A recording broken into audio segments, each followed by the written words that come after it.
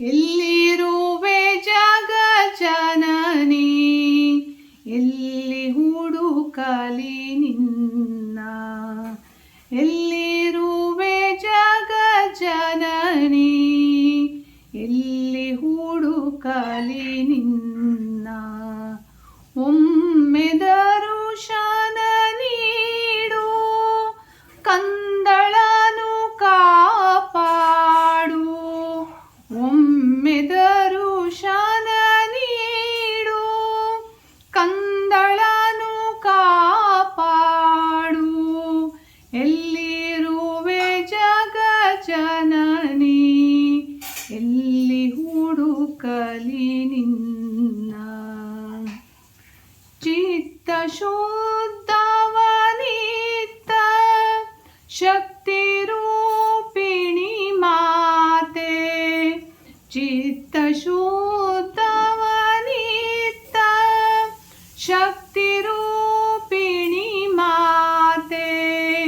ಭಕ್ತಿಯನು ನೀಡಮ್ಮ, ಭಕ್ತಳನು ಮಾಡಮ್ಮ.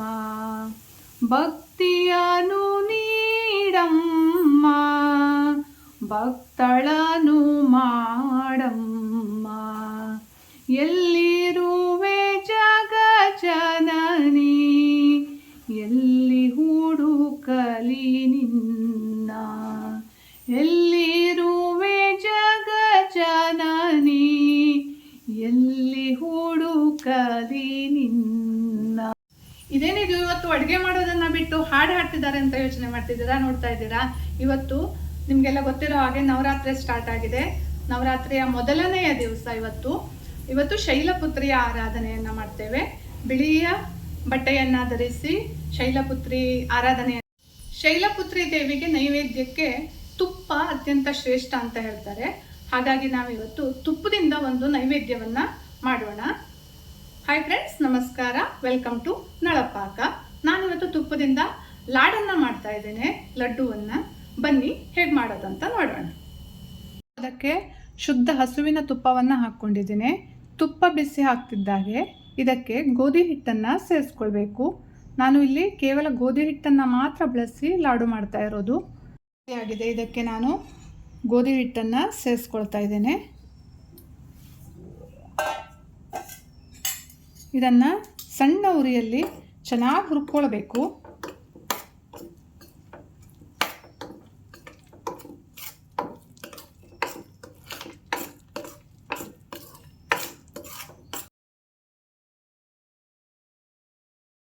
ನೋಡಿ, ಗೋಧಿ ಹಿಟ್ಟು ತುಪ್ಪವನ್ನೆಲ್ಲ ಹೀರ್ಕೊಂಡು ಹೀಗೆ ಮುದ್ದೆ ಮುದ್ದೆ ಥರ ಆಗ್ತಾ ಇದೆ.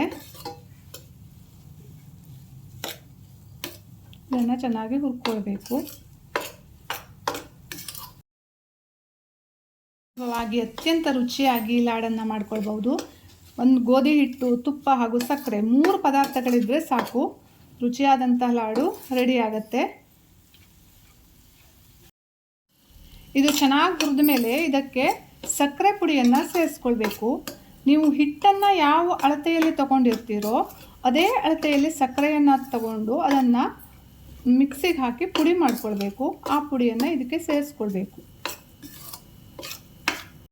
ನೀವೇನಾದರೂ ಮೊದಲನೇ ಬಾರಿಗೆ ನನ್ನ ಚಾನಲ್ಗೆ ಬರ್ತಾ ಇದ್ದರೆ ಸಬ್ಸ್ಕ್ರೈಬ್ ಮಾಡ್ಕೊಳ್ಳಿ. ನನ್ನ ಅಡುಗೆ ನಿಮಗೆ ಇಷ್ಟ ಆಗ್ತಿದ್ರೆ ಲೈಕ್ ಮಾಡಿ, ಶೇರ್ ಮಾಡಿ, ಹಾಗೆ ಕಮೆಂಟ್ ಮಾಡಿ.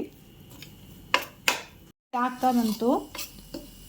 ಗೋಧಿ ಹಿಟ್ಟು ಸ್ವಲ್ಪ ಕಂದು ಬಣ್ಣ ಬಂದರೆ, ಕೆಂಪಾದರೆ ಸಾಕು, ತುಂಬ ಕೆಂಪಾಗೋದು ಬೇಡ. ಮತ್ತು ತುಪ್ಪ ಸ್ವಲ್ಪ ಬಿಡ್ತಾ ಇದೆ ನೋಡಿ, ಗೊತ್ತಾಗ್ತಾ ಇದೆ. ಇದಕ್ಕೆ ಇಷ್ಟ ಆದರೆ ಸಾಕು. ಮಾಡಿಟ್ಕೊಂಡಿರುವಂತಹ ಸಕ್ಕರೆ ಪೌಡ್ರನ್ನು ಇದಕ್ಕೆ ಸೇರಿಸ್ಕೊಳ್ಬೇಕು. ಈ ಸಕ್ಕರೆ ಪೌಡರನ್ನು ಇದಕ್ಕೆ ಬಿಸಿ ಇರುವಾಗಲೇ ಸೇರಿಸ್ಕೊಳ್ಬೇಕು.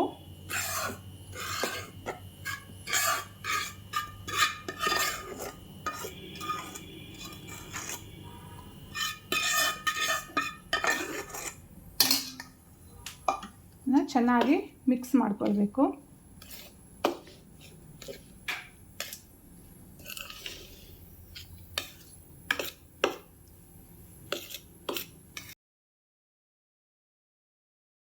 ನೋಡಿ, ಚೆನ್ನಾಗಿ ಮಿಕ್ಸ್ ಆಗಿದೆ.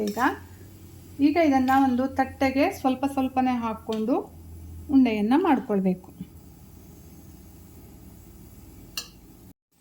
ಇದಕ್ಕೆ ಏಲಕ್ಕಿ ಪೌಡರ್ ಬೇಕಾದರೂ ಸೇರಿಸ್ಬೋದು.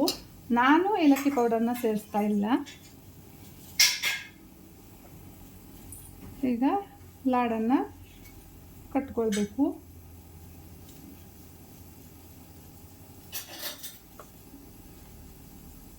ಸ್ವಲ್ಪ ಕಾಳು ಇದ್ದರೆ ಅಥವಾ ಉಂಡೆ ಥರ ಇದ್ದರೆ ಇದನ್ನು ಸರಿಯಾಗಿ ಹೀಗೆ ಮಾಡಿಕೊಂಡು ಇದನ್ನು ಕಟ್ಕೊಳ್ಬೇಕು.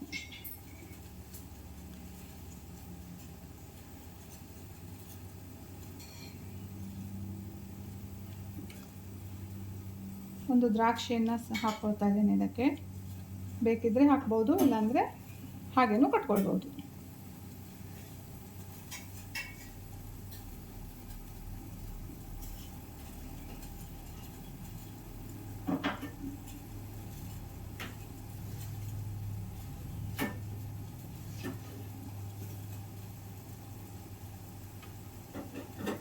ನೋಡಿ ಈ ಥರ ಎಷ್ಟು ಚೆನ್ನಾಗಿ ಕಾಣಿಸ್ತಾ ಇದೆ ಅಲ್ವಾ? ಈಗಂತೂ ಕೊಟ್ಟರೆ ಇದನ್ನು ತಿಂತಾನೇ ಇರ್ತಾರೆ. ತುಂಬಾ ಚೆನ್ನಾಗಿರುತ್ತೆ. ಮಾಡೋದು ತುಂಬ ಸುಲಭ. ಪಾಕ ಮಾಡಬೇಕಂತೇನಿಲ್ಲ, ತುಂಬ ಸುಲಭವಾಗಿ ಮಾಡಿಕೊಳ್ಳುವಂಥದ್ದು, ಮತ್ತು ಬೇಗ ಸಹ ಆಗುತ್ತೆ.